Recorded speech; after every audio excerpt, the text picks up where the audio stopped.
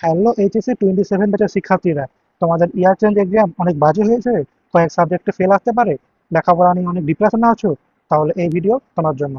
এখন থেকে কিভাবে লেখাপড়া করলে টেস্ট এক্সাম, এইচএসসি ও অ্যাডমিশনে ভালো করা যাবে সেগুলো নিয়ে এই ভিডিওতে আলোচনা করব।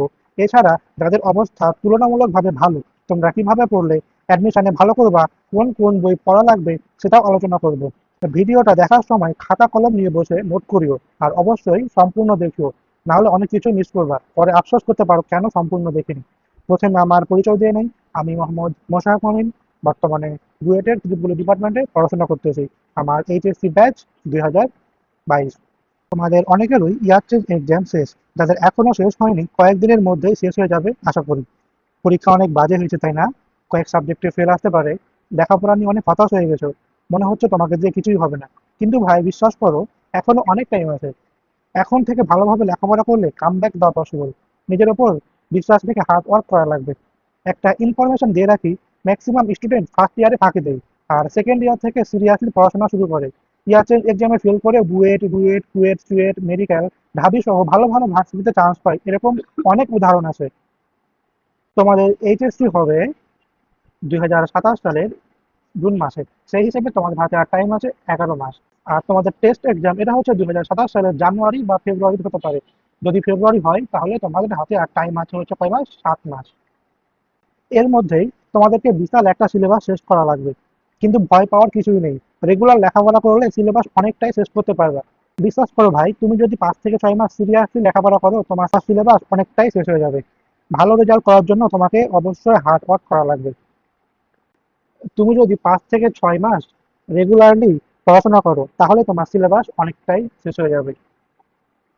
ভালো রেজাল্ট করার জন্য তোমাকে অনেক হার্ড ওয়ার্ক করা লাগবে। তোমাকে অবশ্যই বেশি বেশি পড়া লাগবে। লেখাপড়া না করে ভালো রেজাল্ট করতে পারবে না। কোনো শর্টকাট ওয়ে নাই। তোমাকে হচ্ছে মিনিমাম 10 থেকে 12 ঘন্টা রেগুলার পড়াশোনা করা লাগবে। হচ্ছে এর থেকে বেশি পড়াশোনা করতে পারলে আরো ভালো। আর এই সময়ে তুমি অবশ্যই লেন্দি ক্লাস স্কিপ করবে, এটা হচ্ছে মাস্ট। তুমি এই সময় ভুলেও লেন্দি ক্লাস করতে পারবে না। লেন্দি ক্লাস করলে তোমার হচ্ছে অনেক টাইম ওয়েস্ট হবে। এখন আর লেন্দি ক্লাস করার সময় নাই। কম টাইমে বেশি টপিক কভার করেছে এরকম ক্লাস দেখিও। যেসব প্লেলিস্টে ক্লাস সংখ্যা কম, ওইগুলো করা বেটার হবে। তোমরা চাইলে হচ্ছে টপিক ওয়াইজ ক্লাস দেখতে পারো, তাহলে হচ্ছে ওয়ান শট ক্লাস দেখতে পারো, বাট এটা হচ্ছে আমি কম প্রিফার করবো। আর তোমরা হচ্ছে অবশ্যই ক্লাসের নোট করিও। আর একটা চ্যাপ্টার যখন শেষ হবে, তোমরা হচ্ছে একটা রিভিশন নোট করিও। একটা তো থাকবে বড় নোট, প্লাস আরেকটা কি করবা যেন কম টাইমে ওই চ্যাপ্টার তুমি রিভিশন দিতে পারো, তার জন্য 2 থেকে 3 পেজের একটা রিভিশন নোট করবা। আর তোমরা হচ্ছে 7 দিনের একটা টার্গেট নিয়ে পড়তে বসবে, হ্যাঁ। দেন 7 দিন পর দেখবা যে ওই টার্গেট তোমার ফিল আপ হয়েছে কিনা। তোমাদের ফেব্রুয়ারিতে টেস্ট এক্সাম হলে হাতে সময় আছে আর 7 মাস। আর প্রথম 4.5 মাস থেকে 5 মাসের মধ্যে তোমাকে ফিজিক্স, কেমিস্ট্রি, ম্যাথ, বায়োলজি, তোমাকে ফিজিক্স, কেমিস্ট্রি, ম্যাথ, বায়োলজি 5 মাসের মধ্যে শেষ করা লাগবে, হ্যাঁ। তোমার টেস্ট এক্সামের যে সিলেবাস সেটা তোমাকে 5 মাসের মধ্যে শেষ করা লাগবে। এটা একটু টাফ, কিন্তু ইফোর্ট দিলে অবশ্যই শেষ করতে পারবা। তোমাকে এই 5 মাসে মানে 150 দিনে ফিজিক্স, ম্যাথ, বায়োলজি, ফিজিক্সের হচ্ছে 10টা চ্যাপ্টার, কেমিস্ট্রি 5টা চ্যাপ্টার, ম্যাথের 10টা চ্যাপ্টার, আর বায়োলজি 10টা চ্যাপ্টার তোমাকে অবশ্যই শেষ করা লাগবে। আর তুমি হচ্ছে ফিজিক্সের 10টা চ্যাপ্টার, তোমাকে আনুমানিক তুমি 40 দিন টাইম পাবা। কেমিস্ট্রির জন্য 30 দিন টাইম পাবা। ম্যাথের জন্য 40 দিন টাইম পাবা। আর বায়োলজির জন্য আনুমানিক তুমি ধরো যে 30 দিন টাইম পাবা। এর মধ্যে হচ্ছে তোমাকে শেষ করা লাগবে। এবার আসি কিভাবে পড়বা। ধরো তুমি ম্যাথে 40 দিন টাইম দিলা, কিছু চ্যাপ্টার তুমি 2 থেকে 3 দিনে শেষ করতে পারবা। আবার কিছু চ্যাপ্টার তোমাকে 4 থেকে 7 দিনের মতো টাইম লাগবে। ম্যাট্রিক্স, জটিল সংখ্যা তোমার হচ্ছে 2 দিনও সময় লাগবে না। আবার ভেক্টর, বহুপদী, ইনভার্স, ত্রিকোণমিতি, বৃত্ত, এগুলো তো সময় কম লাগবে। তুমি হচ্ছে 2 থেকে 3 দিন বা সর্বোচ্চ 4 দিনের মধ্যে এসব চ্যাপ্টার তুমি শেষ করতে পারবা।